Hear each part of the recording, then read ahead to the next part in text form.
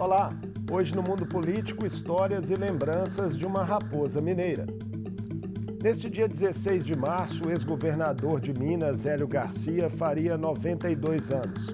Ele deixou um legado marcado pelo estilo peculiar de transitar na política e atrair aliados. Exerceu 2 mandatos à frente do Executivo Estadual e outros como deputado estadual e federal. Foi também prefeito de Belo Horizonte. Eu converso com o jornalista Itamar de Oliveira, autor do livro Hélio Garcia, a arte mineira de fazer política. Muito bem-vindo ao Mundo Político, Itamar, um prazer recebê-lo. Eu agradeço. Estar no Mundo Político é sempre uma honra, e falar sobre a trajetória política do ex-governador Hélio Garcia é uma coisa que eu também faço de bom grado, como eu já fiz de outros personagens da nossa política. Tenho certeza que vai ser um papo muito interessante. Itamar, por que você decidiu, enfim, fazer o livro e quais foram os maiores desafios no processo de apuração e pesquisa? Olha, Marco Antônio, é bom a gente conversar, porque você é jornalista formado no curso de comunicação da PUC, onde eu sou um dos fundadores, e eu tenho muita alegria de falar com você, porque você milita na política e sabe a importância que tem o jornalismo para pesquisa e, sobretudo, para fazer a parte da história, porque nós somos jornalistas, nós não nos metemos a historiadores, nós fazemos um trabalho que é a busca da verdade, a busca da história, mas não com as nossas opiniões. Então, o livro-reportagem é um aprendizado muito grande, Então, eu estou muito satisfeito de estar aqui para a gente conversar e contar mesmo para você, para o telespectador, qual foi esse... Foram 5 anos, 5 anos de trabalho, muito. Foi um trabalho enorme. Mas isso me reporta aos meus tempos de professor. Quando eu dava aula, eu pensava muito, mas muito mesmo, em fazer um trabalho mais forte sobre a política de Minas. Eu sempre me preocupei com a memória política, não só de Minas, mas das instituições. Eu fiz um livro sobre a PUC, já fiz um livro sobre a Constituição de 88, mas assim, eu sou muito preocupado com a memória das instituições. E eu sou encantado com o prestígio que a Assembleia tem dado a essa busca de preservar a memória de Minas. Então, um dos aprendizados que eu tive quando eu era professor ainda na universidade foi o dicionário que a Assembleia fez, o dicionário bibliográfico dos políticos de Minas, que é uma fonte inesgotável de pesquisa. Então, esse trabalho sempre me encantou, eu tinha ele como referência. A professora Norma Góes Monteiro, o pessoal da História, fez um trabalho magnífico, chamou a comunicação, chamou muita gente e formou até uma geração de pesquisadores, de jornalistas que se interessaram pela memória política de Minas. Eu pensava muito, Marco Antônio, de fazer uma espécie de memória da política dos governadores de Minas após a Revolução de 30, a partir de Olegário Dias Maciel. E sempre acalentei esse sonho, mas eu fui fazendo outras coisas, depois eu me meti em outras aventuras, viagens, enfim, e mesmo até um pouco de atuação na política partidária, tudo isso, no MDB, Exatamente. Você teve uma longa trajetória lá. Eu fui secretário-geral do partido, presidente da Fundação Ulisses Guimarães, e lá também nós publicamos alguns livros interessantes. Mas esse livro do Dr. Hélio Garcia, ele acabou, eu pensei que assim, fazer um livro sobre o Dr. Hélio era um grande desafio. Por quê? Porque ele era um político importante e muitos dos políticos que eu escrevi histórias sobre eles eram quase todos da ex-UDN. E eu te confesso que eu nunca fui udenista. Na verdade, eu sou de origem PCdista, PTB, porque eu sou filho de ferroviário, e os ferroviários são muito mais PTB do que PSD, do que UDN. Então, eu tenho essa origem. Então, eu nunca tive grande simpatia pelo pessoal da UDN, não, mas, curiosamente, eu acabei escrevendo muito sobre os personagens da UDN. E o Dr. Hélio, eu achei uma personagem interessante. Por quê? Porque eu percebi que ele teve uma importância muito grande, ele foi golpista, em 64, ele ajudou o Dr. Magalhães Pinto a promover o golpe militar contra Jango. Esse é um dos destaques do livro, Itamar? Você pontua que o mesmo político que participou do golpe de 64, muitos anos depois, viria participar também de articulações da transição. Pois é, Marco Antônio, mas como você é jornalista, você vai gostar dessa história. Por exemplo, eu entrevistei muita gente mesmo, entrevistei os ex-presidentes da República, e teve uma das minhas entrevistas com o Dr. Francisco Dornelles, e ele me contou um pouco como que foi o encontro de Magalhães Pinto e Tancredo Neves, que selou um pouco a União de Minas para fazer a União de Minas, para, de uma certa forma, criar condições para haver uma transição democrática no Brasil. Então, é um negócio interessante, eu acho que vale a pena compartilhar isso com você e com os ouvintes, que mostra um pouco como que eram os políticos de Minas. O doutor Magalhães Pinto, um homem muito prático. E outra coisa também, esses políticos que eu tenho procurado estudar, quase todos são do oeste de Minas, eu sou do oeste, né? Então, Magalhães era do oeste. Você é né? de bom despacho. Exatamente. Né? Então, esses políticos que me interessam muito são políticos que eu cresci ouvindo falar sobre eles. Né? Garcia de Santo Antônio do Amparo, Exatamente. na mesma região. Exatamente. Então, né, e o Tancredo, São João del Rei, a estrada de ferro sai de São João del Rei ia para a nossa região. Enfim, essa coisa conta muito. Mas o doutor Tancredo e o doutor Magalhães foram grandes adversários de 1960. Foi Magalhães que derrotou Tancredo numa eleição limpa, democrática, na qual o Tancredo era absolutamente favorito. E foi nessa eleição que o Magalhães se tornou um grande político. Mas, enfim, o Magalhães teve uma trajetória, teve o golpe, o Tancredo foi para a resistência. E precisava juntar, e o Hélio Garcia que foi o mediador entre os dois, porque ele tinha ótima relação com o Magalhães, ele tinha sido secretário-geral do PP, quando eles conseguiram depois fundar o PP. Mas a conversa do Magalhães com o Tancredo é que eu acho notável. Para eles se encontrarem, foi preciso primeiro definir no apartamento de quem seria, porque os dois moravam no mesmo prédio na Avenida Atlântica. Né? Então, um fala, não, vai ser no meu apartamento, vai ser no seu. Acordaram que seria no apartamento do doutor Magalhães Pinto. Aí o Tancredo falou, então eu vou. E como é que vai ser essa conversa? Então, foi muito interessante que na hora que o Tancredo subiu, foi recebido pelo Magalhães, ele estendeu a mão para o doutor Magalhães Pinto e ia falar assim, olha, Aí o doutor Magalhães falou com ele, prazer em conhecê-lo. Eu acho isso sensacional, porque o que significa? Mostra o pragmatismo do banqueiro, o pragmatismo de um político que sabia que a hora dele já tinha passado, né? E a sagacidade do outro político, né? Que sabia que precisava do apoio do banqueiro, precisava do apoio dos conservadores para fazer uma transição. Então, veja como que é isso na política de Minas. Isso é arte de fazer política. Sabe? Então, o Hélio Garcia se colocou entre Tancredo e Magalhães Pinto, e foi uma pessoa fundamental para esse processo, para fazer a união de Minas Gerais. Ele tinha raízes conservadoras, né? Sim, Garcia. Sim. E depois vieram mandatos de deputado federal na década de 70. Essas experiências, você acredita que tenham sido fundamentais para ele aprimorar ali o poder de articulação que ele tinha e que viria a marcar a carreira dele? Olha, foi muito importante. Primeiro, ele, como deputado estadual aqui na Assembleia de Minas, como ele era ligado ao doutor Magalhães, ele já teve duas oportunidades assim, fundamentais. Ele foi líder do governo Magalhães, então você ser líder do governador não é pouca coisa. Né? Aqui na Assembleia, o líder do governador é sempre um cargo em disputa. E imagina naquele tempo. Né? Bom, depois ele foi secretário também, né? Ele foi secretário de Interior e Justiça. A Secretaria de Interior e Justiça tinha um poder enorme, né, para fazer política no interior. Então, ele começou com carta branca, ele começou, digamos assim, uma carreira com todas as possibilidades de fazer sucesso. Né? Então, como deputado estadual, ele já foi muito bem relacionado, né? Ele já criou condições. Como deputado federal, ele chegou em Brasília, não se encantou com Brasília. Ele não se encantou com Brasília, logo no primeiro mandato, ele ia, assistia, dialogava muito bem, todo mundo gostava dele, né? Ele ia para as festas, ele circulava, mas ele não gostava da atividade parlamentar. O espírito festeiro, inclusive, era um dos traços da Muito. Essa era uma característica dele. Então, ele fazia amigos, né? Se relacionava muito bem com pessoas de todas as bancadas, né? Mas, assim, o parlamento, a atividade parlamentar em Brasília não foi uma coisa... E aí veio a Minas Caixa, que é um período que você aponta no livro como muito relevante da história dele, né? Depois quando ele deixou de ser deputado federal, né, e voltou para Minas, ele começou de novo a querer ser fazendeiro, né, e realmente começou o trabalho dele na Minas Caixa. A Minas Caixa, ele descobriu, ele era de uma habilidade muito grande, ele descobriu que a Minas Caixa era maior que um partido político. Por quê? Porque a Minas Caixa é como a polícia militar, a Minas Caixa é como os cartórios, praticamente, né, disseminada. Na época era fortíssima. Fortíssima, né? E disseminada no estado inteiro.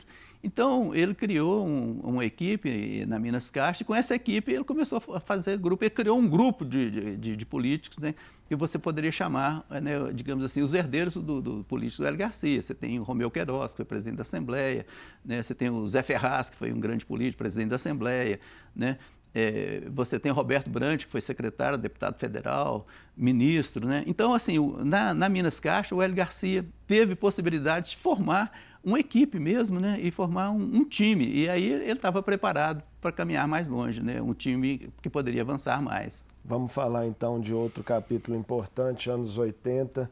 Ele exerce a prefeitura de BH por um período curto, depois vem suceder Tancredo Neves no governo de Minas, quando Tancredo vai para a disputa indireta da presidência da República. Qual foi a importância da atuação dele naquele período ali de transição democrática? Bom, ele teve uma importância muito grande porque o Tancredo percebeu que podia entregar coisas para o doutor Hélio, né? E o doutor Hélio criou uma relação com o doutor Tancredo realmente de confiança absoluta. Né? A escolha do doutor Hélio para a prefeitura, né? Já foi uma obra de engenharia política, de arte política, né? Porque o doutor Hélio queria, na verdade, evitar que adversário dele pudesse chegar. E essa luta, todo mundo sabe, foi uma luta muito dura entre um deputado também de muito prestígio, um jornalista, que foi ministro também, que foi o Zé Aparecido de Oliveira, que era cotado para ser o vice do Tancredo. E quase todas as vezes, durante toda a trajetória do doutor Hélio, ele sempre teve algum enfrentamento com o Zé Aparecido de Oliveira. Zé Aparecido que, inclusive, dá nome ao espaço democrático aqui da Assembleia. Exatamente. Tá? Então, com o Zé Aparecido, ambos eram herdeiros de Magalhães Pinto, da UDN, eram companheiros de partido, e ambos caminharam para os braços do doutor Tancredo juntos. Né? Então, o Hélio Garcia, quando ele se elegeu prefeito, né, ele conquistou um espaço a mais. E o Tancredo sabia que precisava do Hélio na prefeitura, porque a prefeitura de Belo Horizonte era um grande instrumento de articulação política. Ser prefeito de Belo Horizonte, o doutor Célio mostrou isso com clareza, te permite você fazer articulações enormes do plano nacional. Né? Você tem frentes nacionais de prefeitos, você tem frentes estaduais, você tem projetos de cooperação, até de cooperação internacional. Então, a prefeitura foi um espaço fundamental para o doutor Hélio. E outra coisa muito importante que eu acho que precisa ser registrada é que o doutor Hélio também cuidou de fazer o sucessor dele. Durante o doutor Hélio foi ainda um prefeito indicado, foi um prefeito ainda que você poderia dizer que registro ainda do regime autoritário. Né? E a primeira eleição foi ele que articulou, ele conseguiu fazer a eleição do Sérgio Ferrara, né? A escolha do Sérgio Ferrara como candidato, foi ele que articulou, foi ele que promoveu, foi ele que bancou. Então, ele tinha essa preocupação, sabe? Então, na prefeitura, também ele acabou deixando um grande legado, porque havia uma coisa aqui em Belo Horizonte que eram as enchentes, que era uma coisa terrível. Quem trabalhava na imprensa todo ano já sabia, quando chegava o período das chuvas, podia preparar o lead, podia deixar a matéria pronta, era só botar o número de mortos, que cada ano aumentava, o número de desabrigados, né? Os problemas que a cidade tinha eram muito grandes. Então, o Vale do Arrudas era um vale de lágrimas. Né? E durante a gestão do prefeito Hélio Garcia conseguiu, né, não conseguiu domar não, mas ele conseguiu fazer obras importantes no Vale do Arrudas, especialmente em Belo Horizonte, na área que todo ano era um tempo de tragédia, e isso deixou uma marca muito grande dele como administrador. O povo passou, e ele visitava as obras, ele conversava com as pessoas, ele interagia com as comunidades. Né? Então isso também deixou uma marca de um prefeito que era muito querido na cidade. E anos depois ele voltaria ao governo de Minas, né? Dessa vez pelo voto. Exatamente. E aí ele estava realmente preparando uma caminhada mais consequente, né? E você se lembra muito bem que o doutor Hélio, depois quando ele foi para o governo, ele já tinha um time formado. Ele tinha formado um time na Minas Caixa, né? Ele já tinha agregado o Valfrido dos Mares Grios, o Geraldo Ribeiro. Então ele tinha um time para governar Belo Horizonte, depois ele formou uma equipe para governar Minas Gerais. E quando ele chegou ao governo de Minas, ele tinha o time preparado para fazer um governo competente, preparado, qualificado. Foi uma disputa com Hélio Costa, né? Hélio Costa que, inclusive, é um dos ouvidos no seu livro, né? Foi um adversário histórico do ex-governador. Que era ligado ao doutor Zé Aparecido. Né? O Hélio Costa era mais desse grupo político ligado ao Zé Aparecido.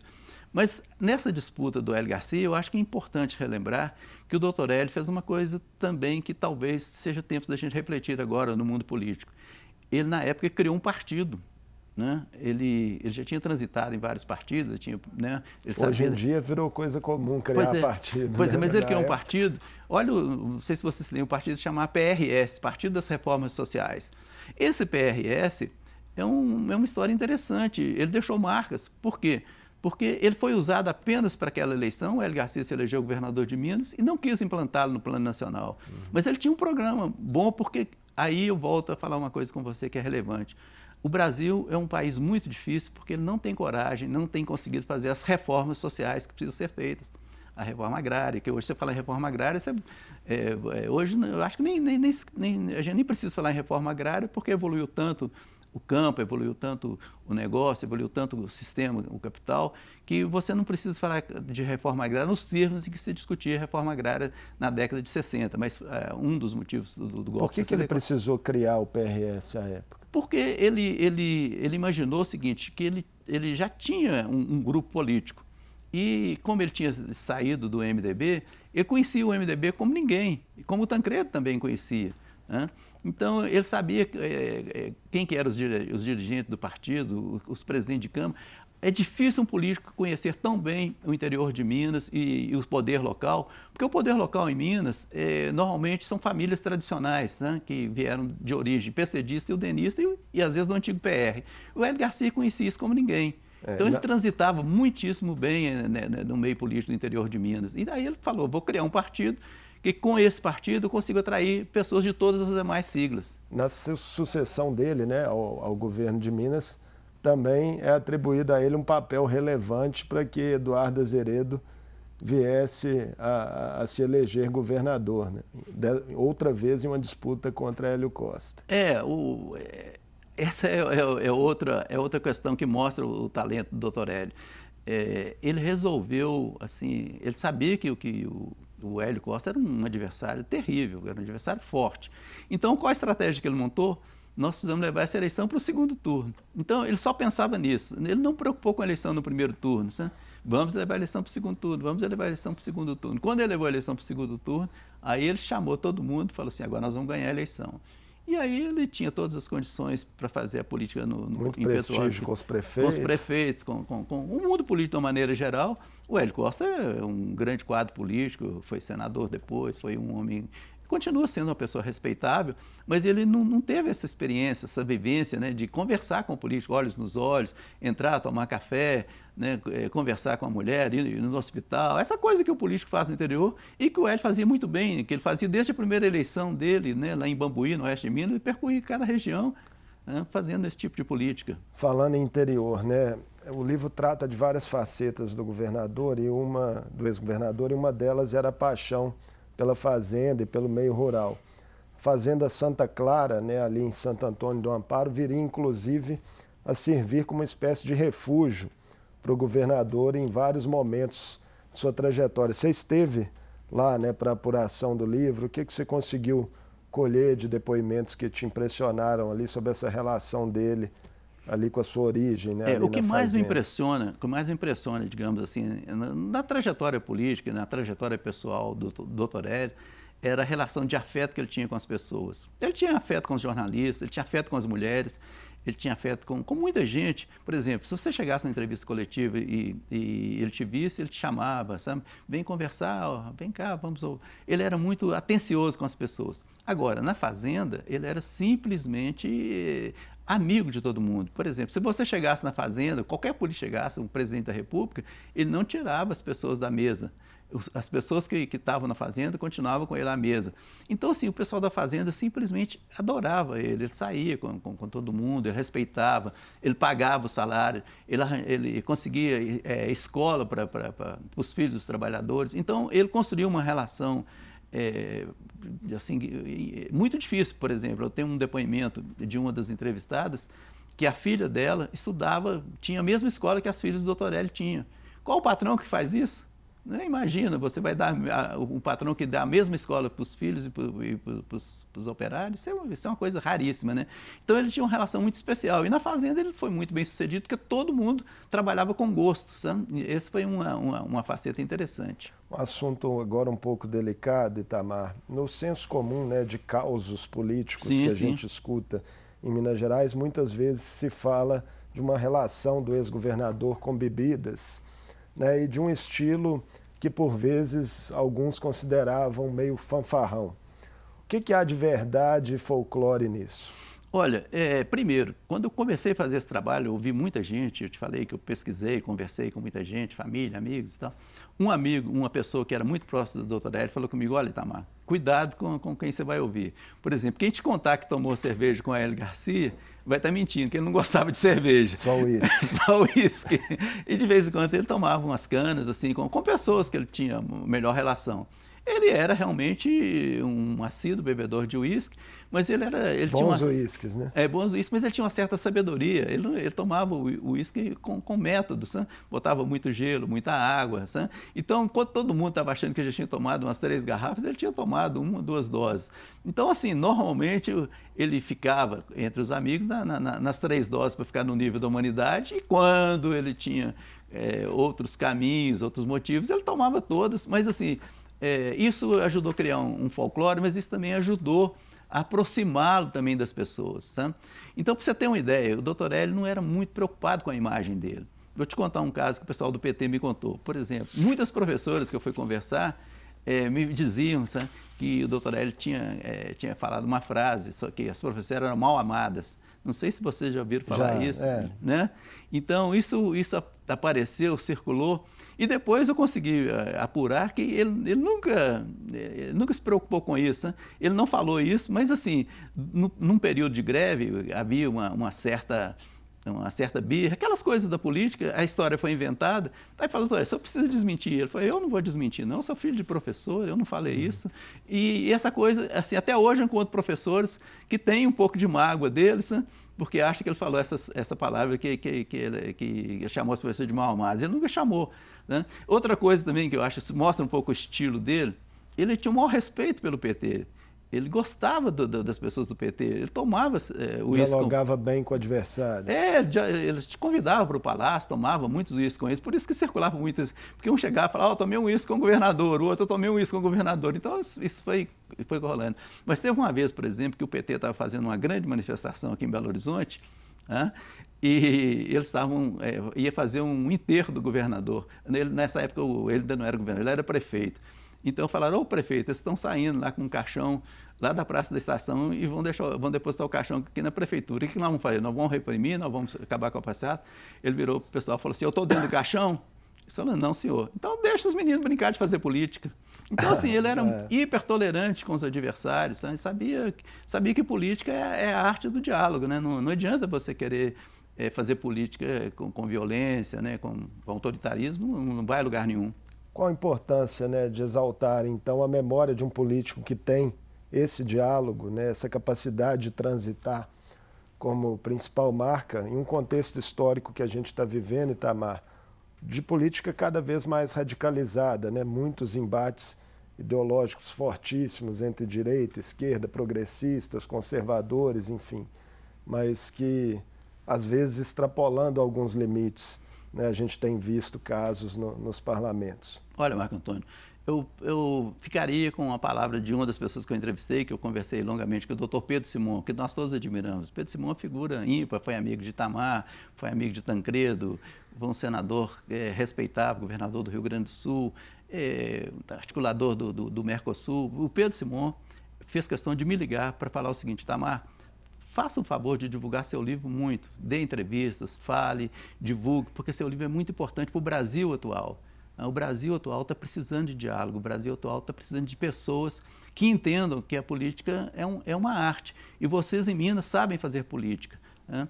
E eu estou satisfeito porque assim, eu sei que o livro está chegando em outros estados, e eu estou recebendo convites para fazer lançamento, coisa desse tipo. Eu sei que o livro está andando bem, graças também ao apoio de vocês, né? As pessoas que me ajudaram a fazer o livro também estão participando desse processo, né? O livro está caminhando quase que sozinho. Mas eu te diria que a grande importância do livro, eu não esperava um acolhimento tão grande por parte não só da imprensa, mas dos formadores de opinião, porque há uma certa percepção do papel de Hélio Garcia, sabe? Do papel de Hélio Garcia, que foi um sujeito que não tinha aparecido até agora, e muita gente conhecia mais esse lado folclórico, né? O bebum, essa coisa toda, né? Aquelas piadas que na época eram muito comuns, sabe?